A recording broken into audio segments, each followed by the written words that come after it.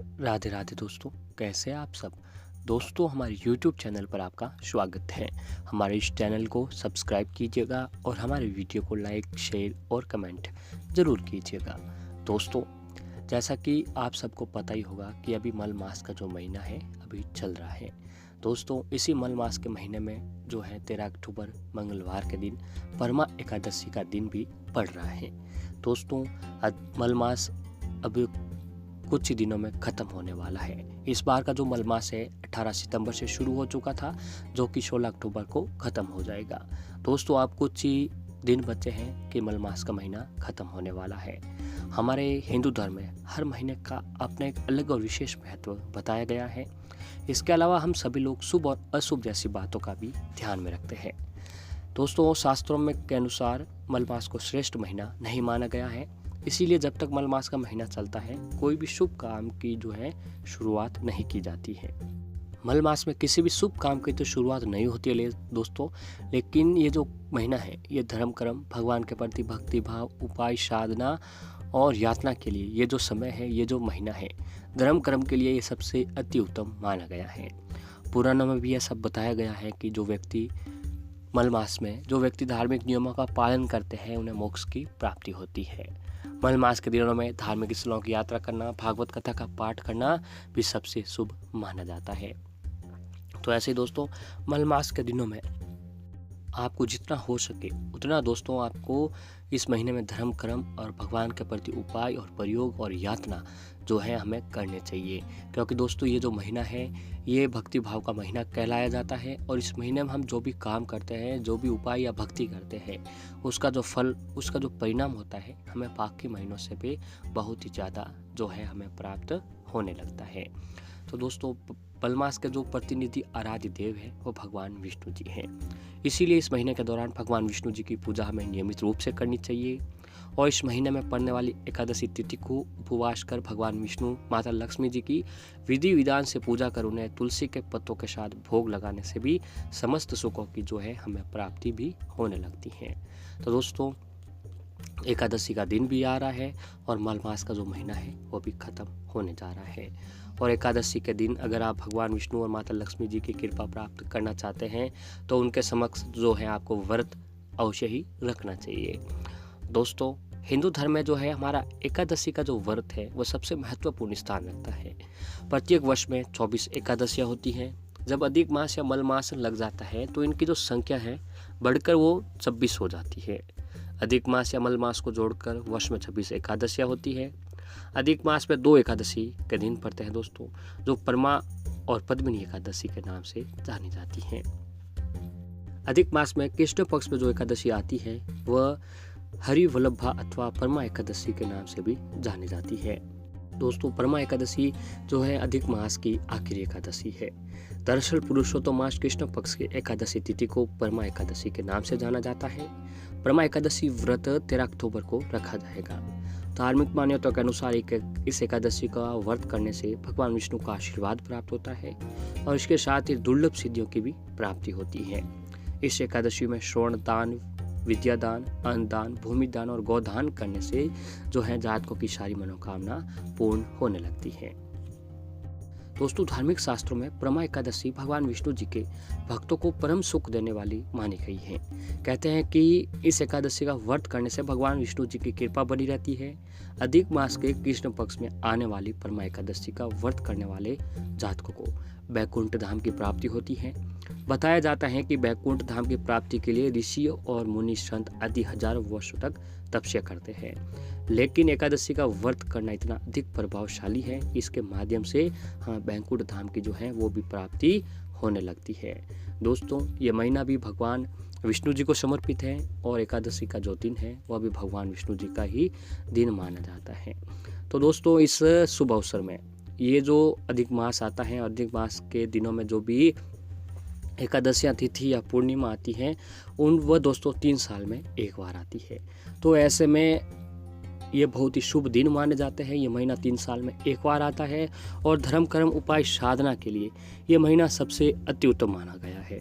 तो मात्र दोस्तों, अगर आप ये एक काम कर लेते हैं छोटा सा, तो आपके घर पर भगवान विष्णु और माता लक्ष्मी जी का स्थायी निवास हमेशा हमेशा के लिए बना रहता है।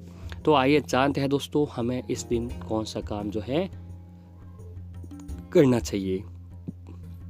दोस्तों, दुनिया में हर कोई ज़्यादा से ज़्यादा धन पाने की चाहत रखता है। ऐसे में वो दिन रात मेहनत भी करता है, किंतु सब कुछ करने के बावजूद उसे मनचाहा फल प्राप्त नहीं हो पाता है। इसकी सबसे बड़ी वजह भाग्य होती है। यदि भाग्य में लिखा हो तो बिना किसी खास मेहनत या हुनर के भी इंसान माला माल बन जाता है। वहीं अगर व्यक्ति का भाग्य ही खराब हो तो बड़े से बड़ा करोड़पति भी रोड पर आ जाता है। इस स्थिति में सबसे बड़ी भूमिका दोस्तों माता लक्ष्मी जी निभाती है।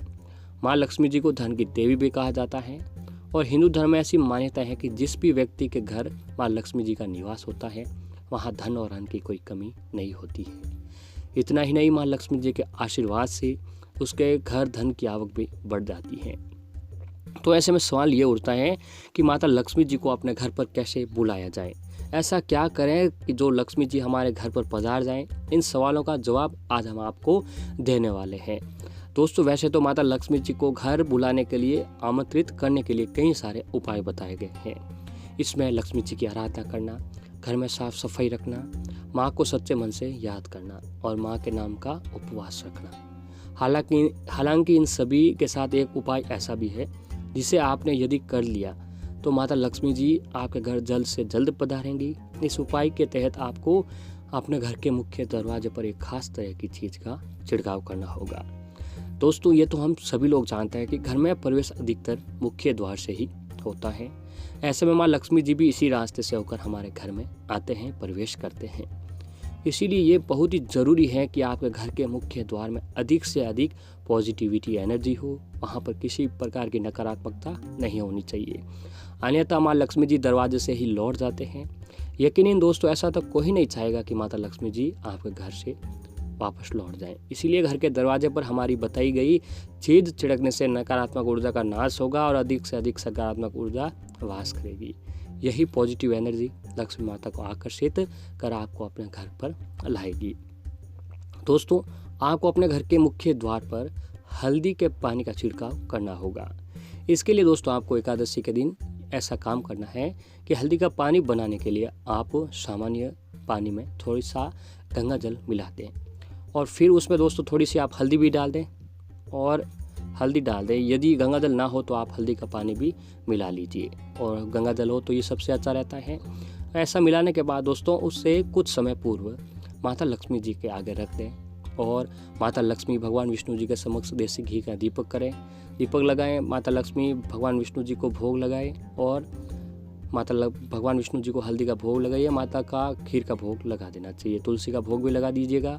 फिर लक्ष्मी जी की आरती करें, उस आरती को माँ लक्ष्मी जी को के बाद हल्दी को दें, इससे वो पवित्र हो जाएगी। फिर इसे दोस्तों आपको पानी में मिलाकर अपने घर के मुख्य द्वार पर हल्दी का छिड़काव करने से बुरी शक्तियाँ, नेगेटिव एनर्जी दोनों ही आपके घर से दूर रहती हैं।